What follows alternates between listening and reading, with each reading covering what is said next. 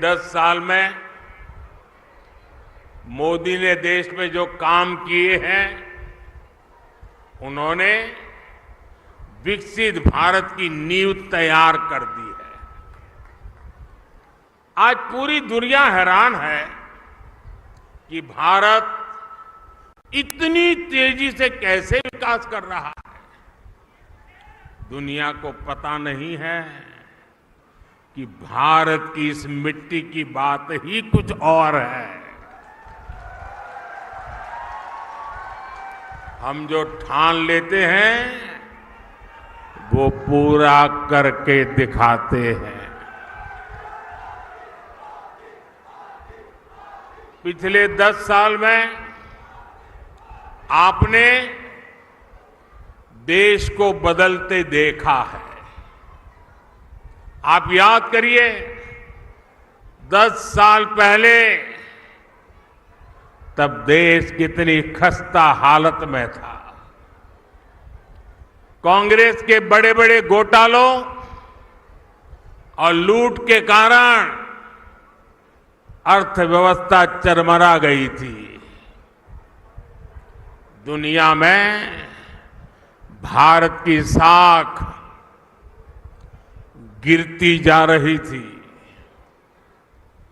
आजादी के इतने दशक बाद भी देश के लोग जीवन की छोटी छोटी जरूरतों के लिए जूझ रहे थे। करोड़ों गरीबों के सर पर छत नहीं थी। करोड़ों लोगों को पीने का पानी उपलब्ध नहीं था। हमारे गांव अंधेरे में डूबे थे। वहां बिजली भी नहीं पहुंची थी और लाखों करोड़ की लूट से सरकारी खजाना खाली ही रहता था। आप लोगों ने भी सोचा होगा लिया, जब हालत इतनी खराब थे, इतने दशकों तक बुराइयां थी, तो इसका मन पर भी असर होता है। और आप सब देशवासियों ने मान लिया था कुछ बदल नहीं सकता, अब देश का कुछ हो ही नहीं सकता। हर कोई निराशा में डूबा हुआ था। इसी हताशा निराशा में 2014 में आपने गरीब के इस बेटे को अपनी सेवा का मौका दिया।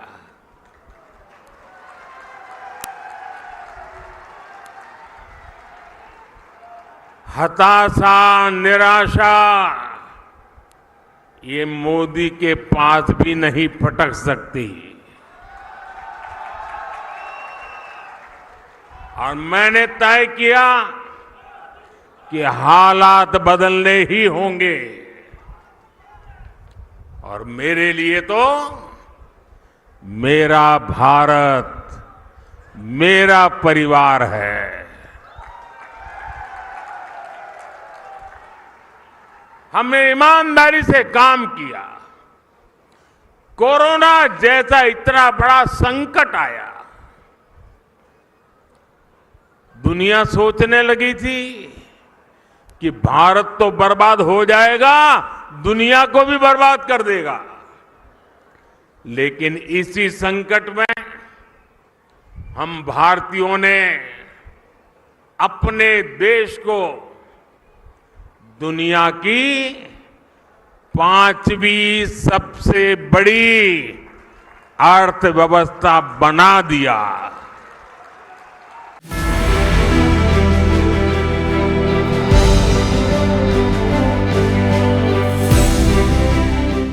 भाइयों और बहनों, भाजपा जो कहती है वो जरूर करती है। दूसरी पार्टियों की तरह भाजपा केवल घोषणा पत्र नहीं जारी करती, हम तो संकल्प पत्र लेकर के आते हैं। 2019 में हमने जो संकल्प पत्र जारी किया था, उसके ज्यादातर संकल्प पूरे हो चुके हैं। और 2 साल कोविड के संकट के बावजूद भी मोदी ने आपको जो वादा किया था, वो वादा पूरा करने के लिए एड़ी चोटी का जोर लगा दिया है। राजस्थान के मेरे भाई बहन,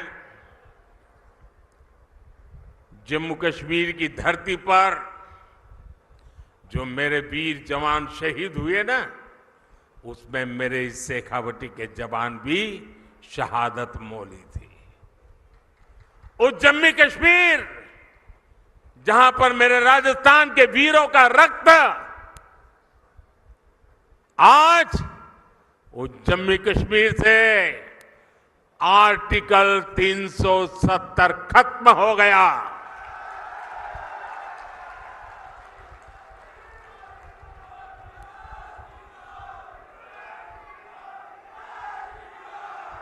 तीन तलाक पर कानून हमारी मुस्लिम बहनों की मदद कर रहा है। और मेरी मुसलमान माताएं बहनें समझे,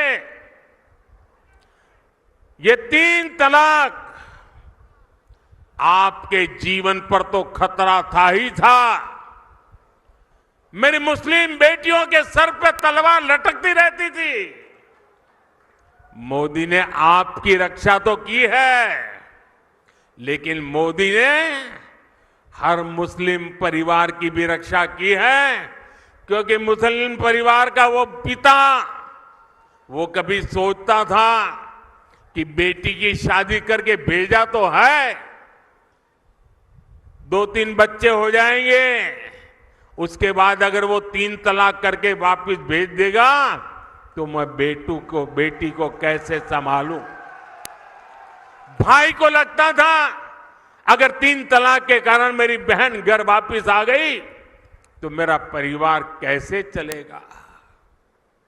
हर मां को लगता था कि इतने उत्साह और उमंग के साथ बेटी को शादी करके भेजा है, लेकिन 3 तलाक कह करके अगर बेटी को लौटा दिया तो मेरी बेटी की जिंदगी का क्या होगा। यानी पूरा परिवार 3 तलाक के नाम पर लटकती तलवार के नीचे मुसीबत में जिंदगी गुजारता था। मोदी ने सिर्फ मुस्लिम बहनों को नहीं, सभी मुस्लिम परिवारों की जिंदगी को बचाया है। लोकसभाओं में महिलाओं के लिए आरक्षण का कानून भी संसद ने पारित कर दिया है। ये भाजपा ही है जिसका संकल्प पत्र भी अपने आप में एक गारंटी माने जाना लगा है।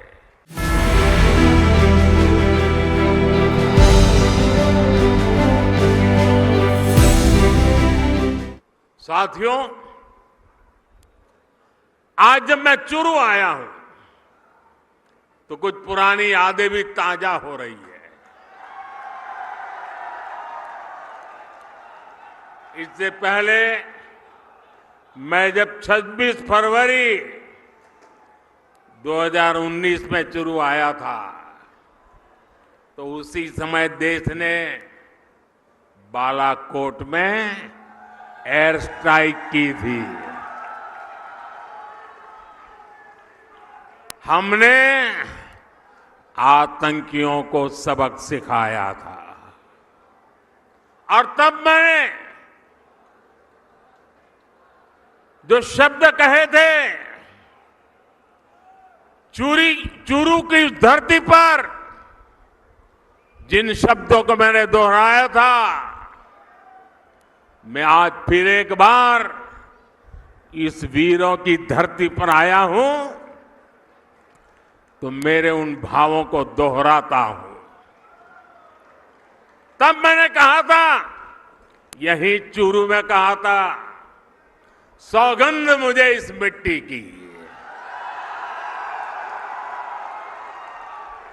सौगंध मुझे इस मिट्टी की,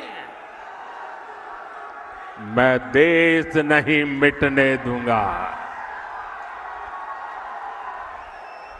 मैं देश नहीं रुकने दूंगा,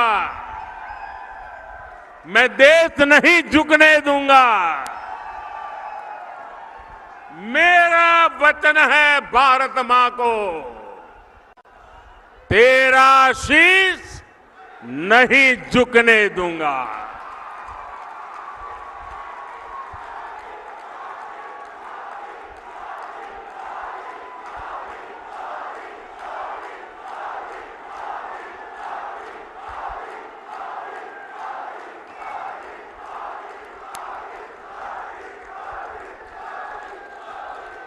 लेकिन साथियों, आपको याद होगा, हमारी सेना ने जब सर्जिकल स्ट्राइक और एयर स्ट्राइक की, तब कांग्रेस और उसके साथी क्या भाषा बोल रहे थे? इसी गठबंधन गठबंधन के लोग हमारी सेना से शौर्य के सबूत मांग रहे थे। भाइयों और बहनों, सेनाओं का अपमान, देश का विभाजन, ये कांग्रेस पार्टी की पहचान है। जब तक इंडी अलायंस के लोग सत्ता में रहे, इन्होंने हमारे जवानों के हाथ बांध कर रखे। दुश्मन हमला करके चला जाता था, ये जवानों को जवाब देने की इजाजत नहीं देते थे। हमारे जवान 1 रैंक 1 पेंशन की मांग करते थे, कांग्रेस ने इसे भी पूरा नहीं होने दिया। हमारी सरकार बनी तो हमने सैनिकों को 1 रैंक 1 पेंशन का अधिकार भी दिया और सीमा पर पलटवार करने की छूट भी, खुली छूट दे दी। आज दुश्मन को भी पता है, ये मोदी है, ये नया भारत है, ये नया भारत घर में घुसकर मारता है।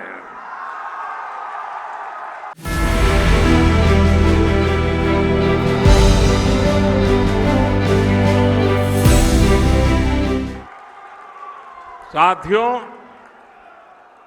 देश हित से भी ज्यादा कांग्रेस ने हमेशा तुष्टीकरण को प्राथमिकता दी है। ये लोग तुष्टीकरण के लिए किस हद तक जा सकते हैं, ये देश ने देखा है।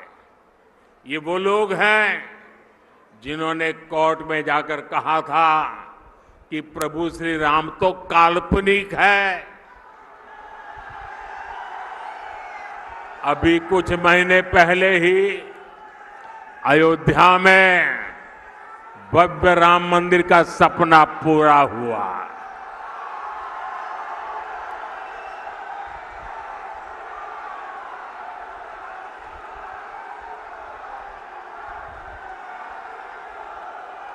पूरा देश प्राण प्रतिष्ठा का उत्सव मना रहा था,